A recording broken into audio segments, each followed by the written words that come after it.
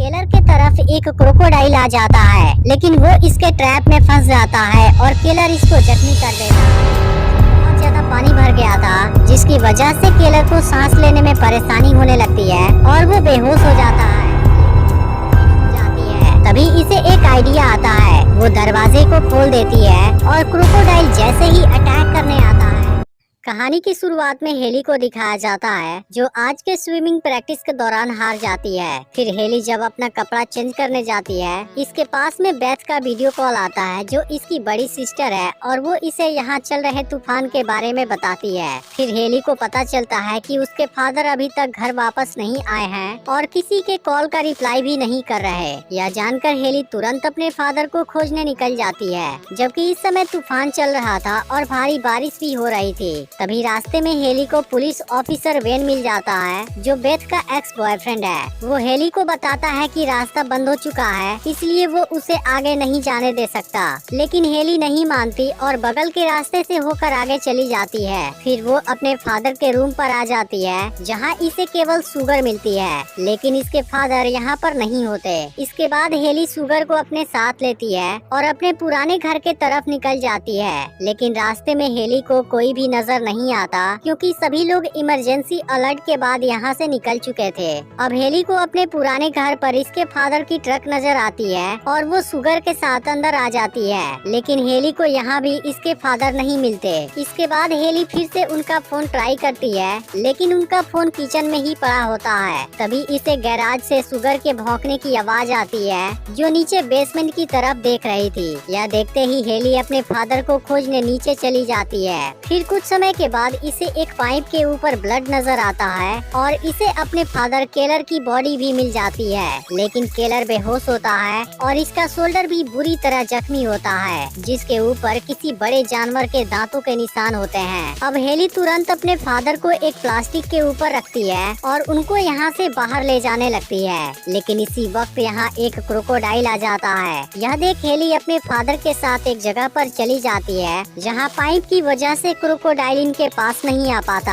अब कुछ समय के बाद हेली के फादर को होश आता है, लेकिन इनकी कंडीशन बहुत ही खराब होती है और इनका एक पैर भी बुरी तरह जख्मी होता है। इसी वक्त हेली के फोन पर बेथ का कॉल आने लगता है, लेकिन अब इसका फोन बाहर गिर गया था। फिर हेली किसी तरह से अपने फोन के पास आती है, लेकिन क्रोकोडाइल भी बगल में था। इसके बाद हेली इमरजेंसी नंबर पर कॉल करती है, लेकिन इसी वक्त यहाँ दूसरा क्रोकोडाइल भी आ जाता है। इसे देखते ही हेली भागने की कोशिश करती है, लेकिन वो इसका पैर पकड़ लेता है। अब हेली किसी तरह से खुद को फ्री कराती है और इन दोनों से बचकर भागने लगती है, जिसके दौरान इसका फोन भी टूट जाता है। लेकिन फिर भी हेली एक सेफ जगह पर आ जाती है। इधर केलर को हेली की चिंता होने लगती है। फिर हेली बताती है कि मैं एक सेफ जगह पर हूँ। इसके बाद हेली अपने जख्मी पैर पर कपड़ा बांध लेती है और अब हेल्प खोजने के लिए घर के फ्रंट की तरफ आने लगती है। वहीं अब केलर भी एक बेल्ट और कुछ टूल्स को अपने पैर पर लगा लेता है, लेकिन इसी के साथ अब इस जगह में पानी भी भरने लगा था।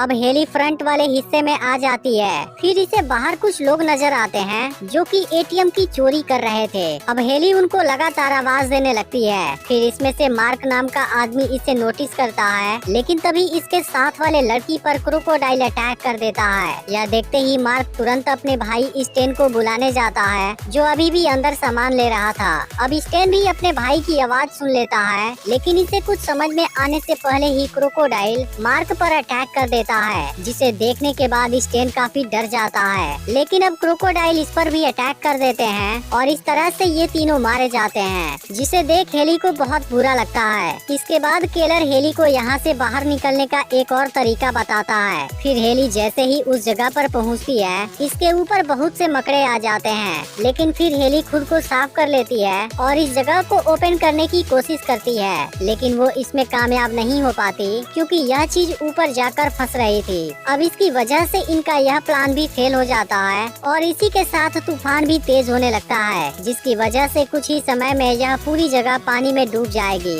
तभी इसी वक्त वेन हेली को खोजने आ जाता है। यह देख हेली और केलर इसे आवाज देने लगते हैं, जिसके बाद वेन इनकी आवाज सुन लेता है और बेसमेंट के पास आ जाता है। लेकिन तभी हेली इसको क्रोकोडाइल के बारे में बता देती है। फिर वेन अभी इसी जगह रुक जाता है। वहीं दूसरा पुलिसमैन अभी बोट पर होता है, तभी इसके टरबाइन में कोई चीज फंस जाती है, जिसके बाद वो इसे साफ करता है। लेकिन तभी इसकी नजर झूले वाले जंजीर पर जाती है, जिसमें कोई चीज फंसी हुई थी। यह देख पुलिसमैन वहाँ चेक करने जाता है, लेकिन तभी जंजीर टूट जाती है और अब यह देखने के बाद पुलिसमैन भागने लगता है। लेकिन इसको बहुत सारे क्रोकोडाइल पकड़ लेते हैं और बुरी तरह मार डालते हैं। तभी इधर क्रोकोडाइल वेन को भी पकड़ लेता है और इसे पानी में खींच लेता है। यह देख हेली इसकी हेल्प करने जाती है, लेकिन वो कुछ नहीं कर पाती और क्रोकोडाइल वेन को मार देता है। जिसके बाद हेली तुरंत अपने फादर के पास आ जाती है और वो काफी डर गई थी। लेकिन केलर अब हेली को मोटिवेट करता है और कहता है कि हम दोनों यहाँ से जरूर बाहर निकलेंगे। इसके बाद यह दोनों एक प्लान बनाते हैं। केलर पाइप के ऊपर आवाज करने लगता है, जिसकी वजह से क्रोकोडाइल डिस्ट्रैक्ट होने लगते हैं और हेली पानी के अंदर आगे बढ़ने लगती है। तभी केलर के तरफ एक क्रोकोडाइल आ जाता है, लेकिन वो इसके ट्रैप में फंस जाता है और केलर इसको जख्मी कर देता है। इधर हेली सीढ़ी के पास पहुँचने वाली होती है, लेकिन इसी वक्त क्रोकोडाइल यहाँ भी आ जाता है। फिर हेली अपना रास्ता चेंज कर देती है और एक ऐसी जगह पर आ जाती है जहाँ पुलिसमैन की डेड बॉडी और क्रोकोडाइल के बहुत सारे अंडे होते हैं। लेकिन इसी वक्त ड्रेन पाइप से यहाँ एक और क्रोकोडाइल आ जाता है। फिर हेली चुपके से पुलिसमैन की गन ले लेती है, लेकिन तभी क्रोकोडाइल भी इसका हाथ पकड़ लेता है। यह देख हेली लगातार फायरिंग करती है और आखिरकार इसको मार देती है। इसके बाद हेली ड्रेन पाइप से होकर बाहर की तरफ आने लगती है, लेकिन यहाँ भी क्रोकोडाइल घूम रहा था। फिर हेली चुपके से बाहर आती है, लेकिन क्रोकोडाइल फिर भी इसको देख लेता है। इसके बाद हेली तुरंत यहाँ से भागती है और पानी से बाहर आ जाती है। वहीं अब नीचे बहुत ज्यादा पानी भर गया था, जिसकी वजह से केलर को सांस लेने में परेशानी होने लगती है और वो बेहोश हो जाता है। लेकिन अब हेली भी फर्नीचर को तोड़ देती है और केलर को ठीक समय पर बाहर निकाल लेती है। फिर हेली केलर के अंदर से पानी निकालती है, जिसके बाद केलर होश में आ जाता है और इसकी जान बच जाती है। फिर दोनों यहाँ से कार में निकलने का प्लान बनाते हैं, लेकिन चारों तरफ बहुत ज्यादा पानी भर गया था। तभी केलर की नजर बोट पर जाती है, जिसकी मदद से दोनों यहाँ से बाहर जा सकते थे। लेकिन वह बोट इनसे काफी दूर थी और इनके सामने ही क्रोकोडाइल घूम रहे थे। फिर भी दोनों के पास कोई और ऑप्शन नहीं होता और दोनों सुगर के साथ बोट के तरफ जाने लगते हैं। इसके बाद हेली तैरने लगती है और क्रोकोडाइल से बचकर बोट के पास आ जाती है। फिर वो बोट को केलर के पास लाती है और केलर भी सुगर के साथ इस पर आ जाता है। लेकिन अफसोस इसी वक्त पानी की एक तेज लहर आती है और इनको उठाकर दूर फेंक देती है, जिसके बाद ये लोग एक दूसरे से अलग हो जाते हैं। इधर हेली को पुलिसमैन वाली वॉकी टॉकी नजर आती है। फिर वो किसी तरह इसके पास आती है और इस पर ऑफिसर को यहाँ की पूरी सिचुएशन बताती है, लेकिन आखिर में वॉकी टॉकी भी बंद हो जाता है। वहीं दूसरी तरफ केलर को कुछ फ्लेयर लाइट मिल जाती है और वो इसे जलाने के बाद सुगर को खोज लेता है। लेकिन इसी वक्त क्रोकोडाइल इसको पानी में खींच लेता है। फिर केलर खुद को बचाने की पूरी कोशिश करता है, लेकिन क्रोकोडाइल इसके एक हाथ को तोड़ देता है। फिर हेली इसे बचाने यहाँ पर आती है, जिसके बाद क्रोकोडाइल इसका पीछा करने लगता है। फिर हेली भागती है और बाथरूम वाले जगह में छुप जाती है। तभी इसे एक आइडिया आता है। वो दरवाजे को खोल देती है और क्रोकोडाइल जैसे ही अटैक करने आता